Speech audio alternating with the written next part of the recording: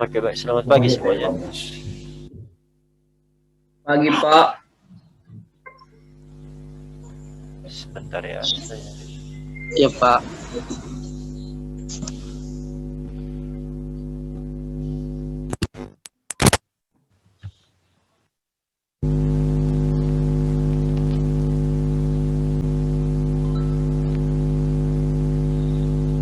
Oke, baik.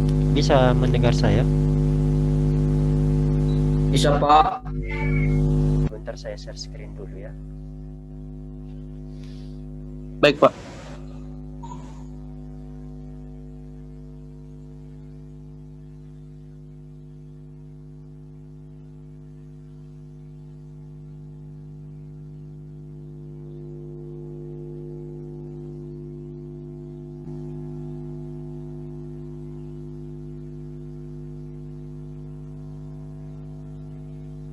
Sudah bisa melihat layar saya ya? Sudah Pak. Oke, baik.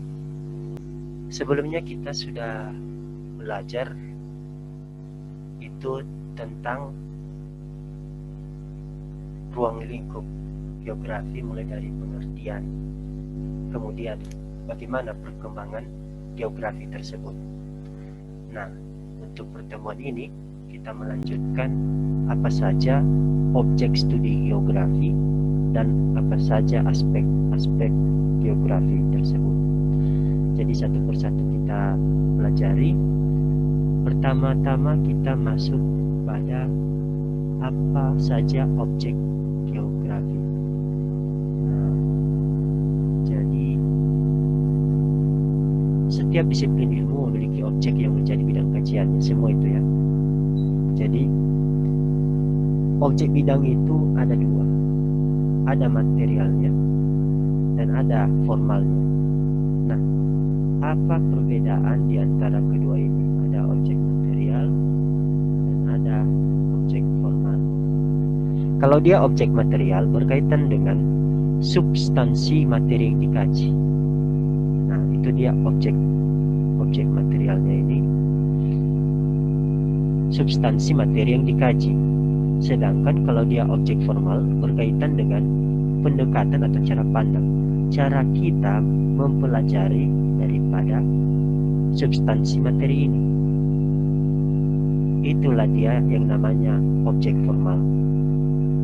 Oke, sekali lagi saya ulang kembali. Objek bidang ilmu tersebut ada dua. Yang pertama objek material dan formal.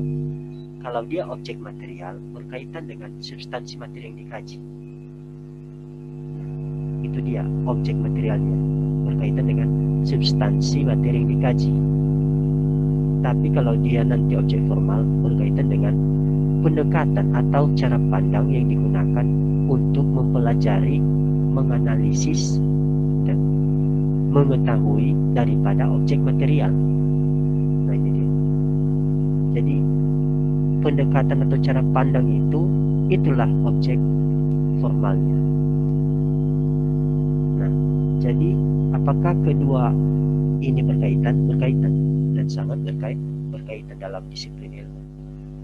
Karena untuk mempelajari objek material ini harus menggunakan objek formal sebagai suatu cara pandang. Itu dia. Kemudian kita lanjutkan.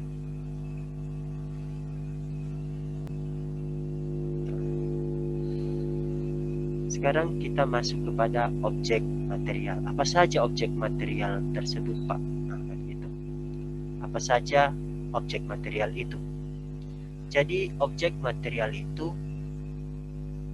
berkaitan dengan bentangan belahan fisik, ini khususnya geografi ya, karena kita sudah masuk ke dalam geografi tadi itu kan secara umum.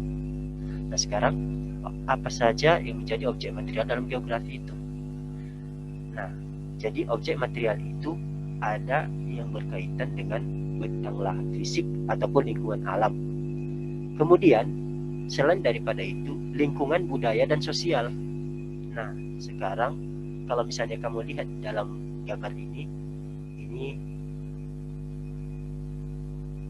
nah ada banyak ini sekarang kamu lihat.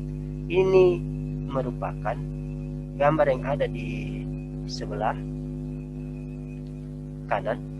Ini ilustrasi daripada objek material berupa bentangan lahan fisik atau lingkungan alam yang meliputi fenomena geosfer.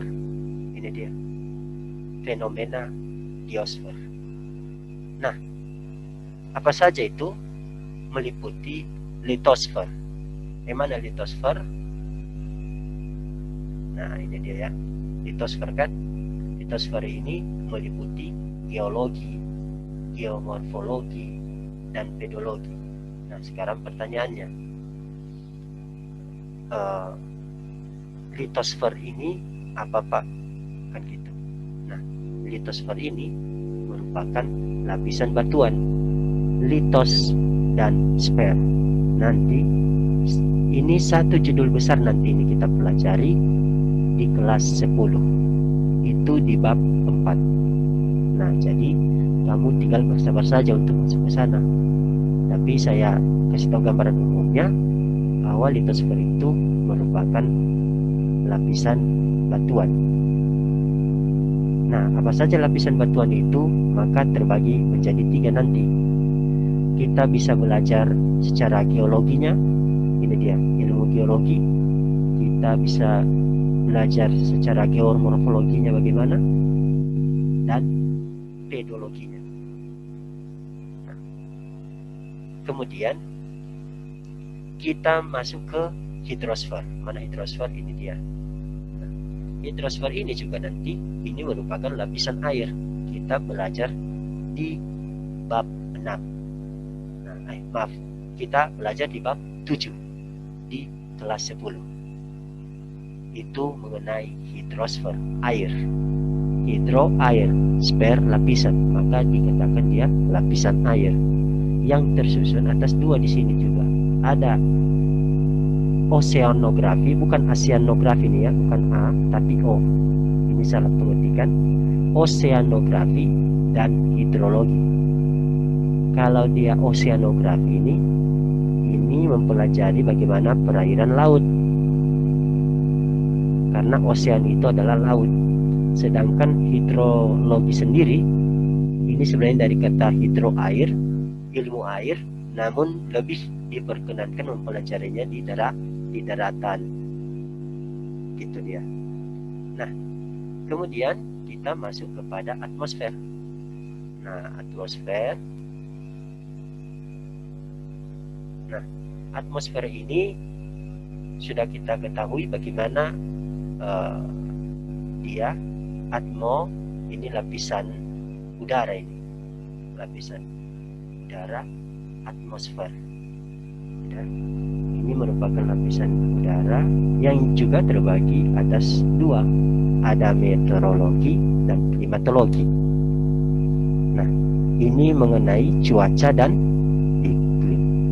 Nah, maka kalau misalnya kita mau belajar tentang cuaca dan iklim, maka ini kita ketemu di bab 5. Nah, kita ketemu di bab 5.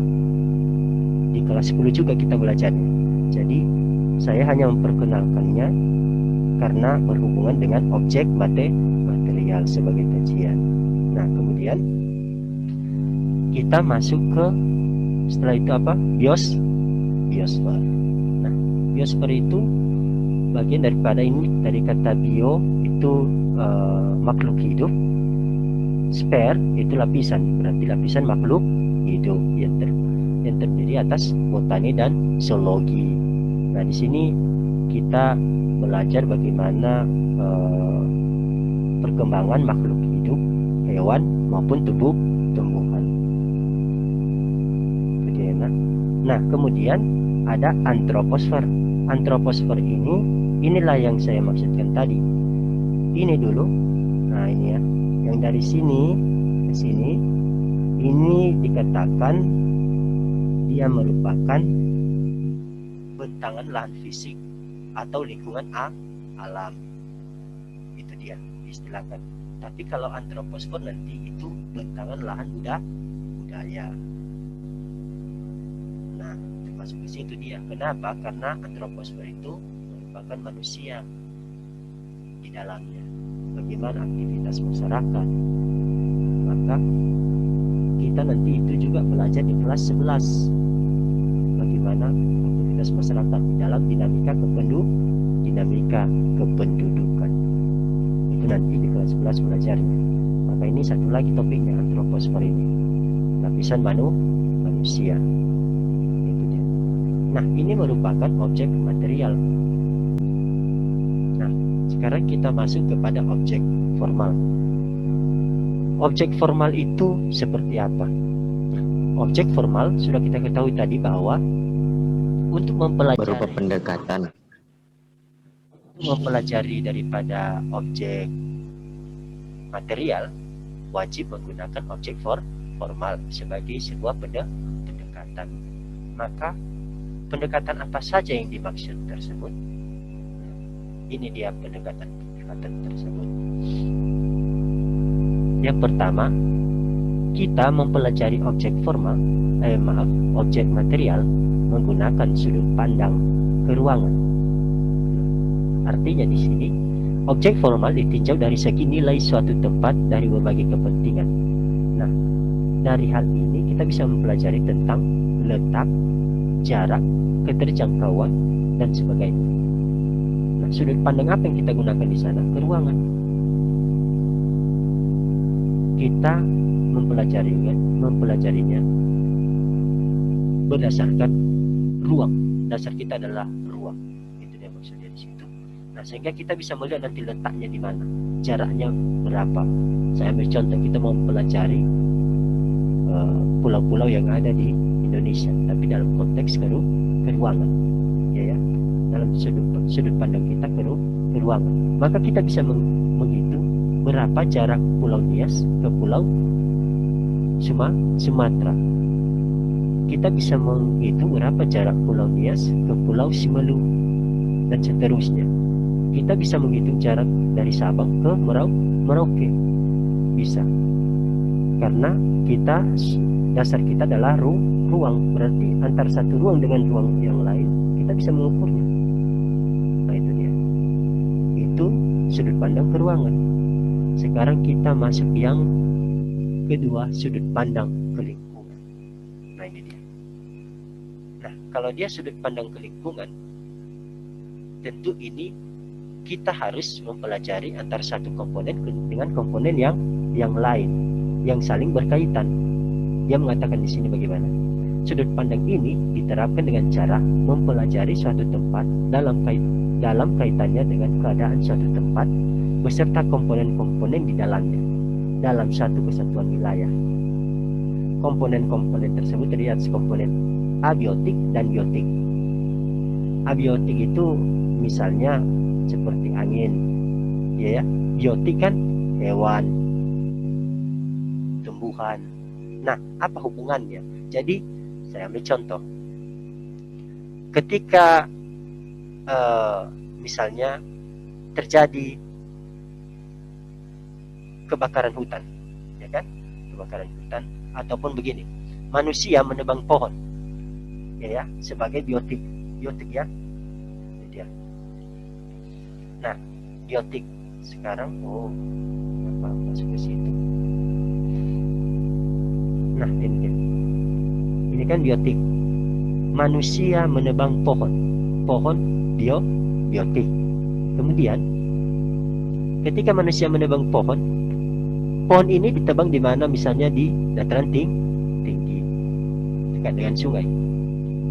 Terjadilah longsor karena abiotik ini sebagai faktornya. Nah, apa abiotik yang dimaksud di sini adalah hujan. Karena kenapa? Hujan turun dengan deras membuat tanah tererosi. Kenapa bisa tererosi tanah tersebut? Karena tidak ada lagi pohon-pohon, sudah ditebang oleh manusia. Maka ada hubungan antara satu dengan yang lainnya, karena sehingga pada akhirnya nanti terjadi banjir, terjadi longsor. Maka itulah cara menggunakan objek formal berupa sudut pandang ke lingkungan dalam kaitannya ke objek material. Jadi menghubungkan antara satu fenomena dengan fenomena yang lain. Kemudian satu lagi, sudut pandang kewilayahan. Nah, sudut pandang kewilayahan ini juga hampir sama dengan sudut pandang ke lingkungan. Hanya saja kalau sudut pandang kewilayahan dia sudah luas. Kenapa? Menghubungkan antara suatu wilayah dengan wilayah yang lain. Kalau misalnya tadi kita ambil contoh di sini, sebelumnya dulu kita bacakan apa yang dimaksudnya di sini. Pada sudut pandang ini, objek formal dipelajari kesamaan dan perbedaan antar wilayah serta wilayah dengan ciri-ciri khasnya. Dari sudut pandang ini, kemudian muncul perwilayahan seperti kawasan gurun, yaitu daerah-daerah yang mempunyai ciri serupa dalam komponen atmosfer. Jadi dia sudah lebih luas lagi, tidak hanya mempelajari dalam satu lokasi saja, tapi mencakup daripada wilayah-wilayah yang luas, memiliki ciri-ciri khas tertentu. Misalnya Indonesia beriklim tropis, wilayah itu loh luas, dan bukannya Indonesia sebenarnya, tapi kita hanya menggunakan satu negara. Tapi yang namanya iklim tropis, ya semua negara-negara yang berada di antara 0 derajat sampai 23,5 derajat, baik lintang utara nanti maupun lintang selatan. Nah, itu adalah merupakan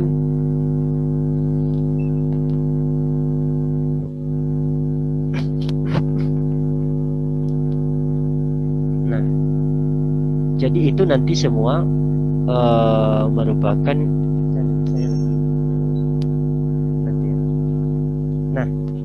jadi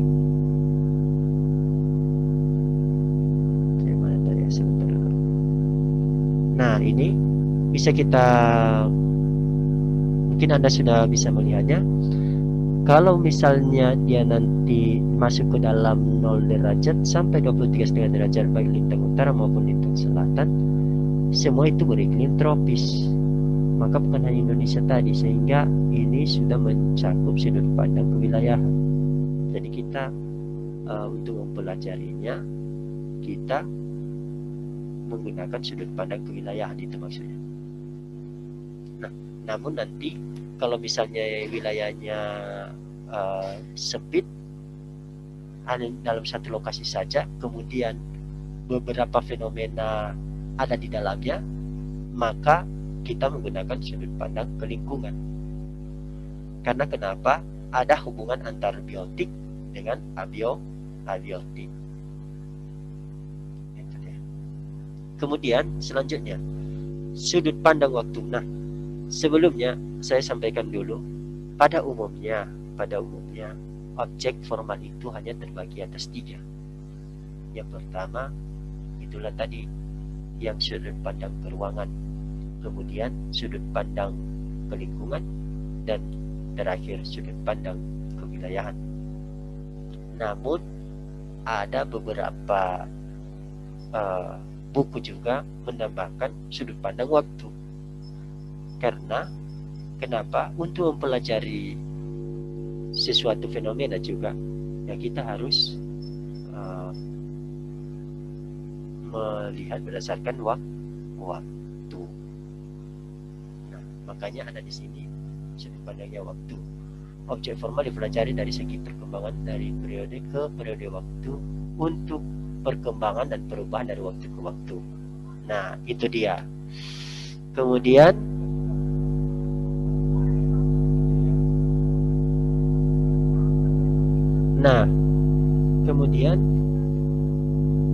masuk kita ke objek formal lagi. Nah, berdasarkan cara pandang objek formal tadi yang sudah saya sampaikan, maka muncullah beberapa pertanyaan pokok sebagai ciri khas geografi. Itu disimpulkan dalam 5W dan H atau 5W1H. Nah, pertanyaan apa saja itu? Yang pertama apa? Mengetahui jenis fenomena alam yang terjadi. Misalnya ada gempa bumi ini, tapi orang belum tahu apa? Pasti pertanyaan apa? Oh, ini merupakan fenomena gempa bumi. Pertanyaan kedua, kapan? Ya, kapan waktunya? Berarti ini mengetahui waktu terjadinya fenomena. Kemudian di mana? Nah, di mana tempatnya berlangsung itu? Di Nias kah? Dan selanjutnya. Kemudian mengapa? Mengapa hal itu bisa terjadi? Nah, ini berhubungan dengan aktivitas lempeng bumi misalnya, karena ini berhubungan dengan gempa bumi. Nah, kemudian pertanyaan siapa? Mengetahui subjek dan pelaku. Siapakah pelakunya? Apakah ini manusia, hewan, ataupun fenomena alam? Kalau gempa bumi itu adalah fenomena alam. Kemudian bagaimana mengetahui proses terjadinya fenomena? Bagaimana proses terjadinya itu? Nah, tentu bisa diilustrasikan kalau gempa bumi. Nah, seperti itu. Kemudian kita masuk ke aspek geografi. Nah, aspek geografi ini ada dua, aspek fisik dan aspek sosial. Oke, baik, sebelum saya lanjutkan, saya ingatkan kembali dulu bagi yang sudah masuk ke dalam ruang ini, sudah ada 20 orang. Bagi siapa yang belum menuliskan nama dan kelasnya di kolom chat, silakan tuliskan. Bagi yang belum saja, silakan tuliskan dulu sebagai absen hari ini. Oke, baik, saya lanjutkan. Jadi aspek geografi terbagi atas dua, aspek fisik dan aspek sosial. Kalau aspek fisik itu terbagi menjadi 3, ada topologi, ada biotik, dan abiotik. Kalau dia nanti topologi berhubungan dengan morfologi permukaan bumi. Kemudian kalau dia nanti abiotik berhubungan dengan angin, air. Sedangkan biotik berhubungan dengan hewan, tumbuhan. Itulah aspek fisik. Namun aspek fisik ini nanti terangkullah dia ke dalam beberapa bagian. Nah, apa saja bagian-bagian tersebut? Inilah dia kan. Nah, ada biologi, ada geologi, ada hidrografi, ada astronomi, ada meteorologi. Sedangkan kalau aspek sosial meliputi budaya, sosialnya, ekonomi masyarakatnya, politiknya, sejarahnya. Aspek sosial itu. Nah, mungkin di sini sudah bisa membedakannya. Jadi aspek geografi tidak terlalu banyak. Demikian dan terima kasih Anda sudah berpartisipasi untuk ini, dan semoga pembelajaran dengan diikuti dapat berjalan dengan baik.